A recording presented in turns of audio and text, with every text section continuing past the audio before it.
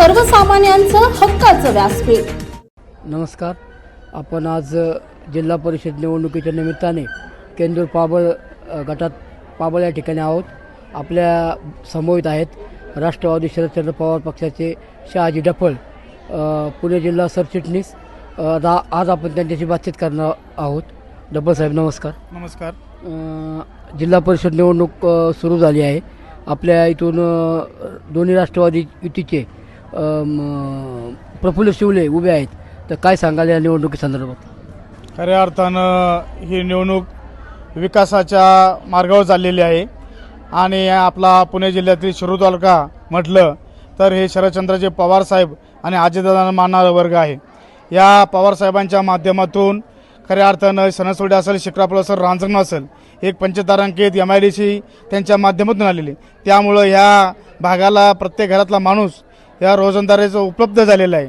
आणि यापूर्वी लोकसभा असेल, विधानसभा असेल, या दोन्ही राष्ट्रवादीचं विभाजन झालं होतं आणि त्यामुळं खऱ्या अर्थानं पक्षाला मोठा तोटा झाला आणि तो तोटा भरून काढण्यासाठी, आताचा विकासाचा अनुशेष भरून काढण्यासाठी ह्या दोन्ही राष्ट्रवादी एकत्र आलेले आहेत। त्यामुळं विरोधकांची कुठल्याही प्रकारची चाल निष्प्रभ होईल असं मला वाटतंय। दोन्ही राष्ट्रवादी एकत्र आल्याचा तुम्हाला काय फायदा होईल? म्हणजे मतदानात फायदा होईल का, कसं काय? नक्कीच दोन्ही राष्ट्रवादी एकत्र आल्यामुळं नक्कीच मतदार फायदा होईल, उमेदवारांना फायदा होईल।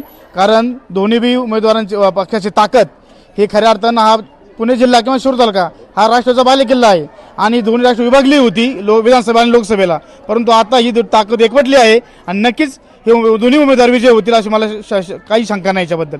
तुम्ही आता म्हणले की बाबा शरद पवार साहेब आणि अजितदादा यांच्यामुळे इथं विकास झाला आहे, तर आपल्या पाबळ केंदूर गटात काय विकास झालेला आहे आतापर्यंत? खऱ्या अर्थानं पाबळ केंदूरगड म्हणजे आमची 12 गावं दुष्काळ आहे, परंतु ज्यावेळेस हे थिटेवाडी धरण अपूर्ण अवस्थेत होतं आणि ह्या धरणाचं काम लोक उपोषणाला बसली होती, परंतु पवार साहेब या ठिकाणी त्यांनी शब्द दिला।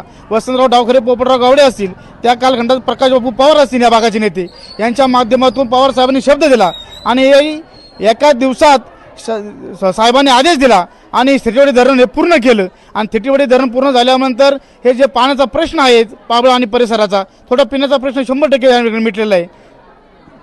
दोन्ही राष्ट्रवादी एकत्र आल्याचा आम्हाला फायदा होईल व जिल्हा परिषद केंदूर पाबळ गटात राष्ट्रवादीचा उमेदवार विजयी होईल असा आशावाद यावेळी यांनी व्यक्त केला आहे। आपल्या परिसरातील बातम्या पाहण्यासाठी चॅनलला सबस्क्राईब करा, व्हिडिओला लाईक करा आणि बेल आयकॉन दाबायला विसरू नका।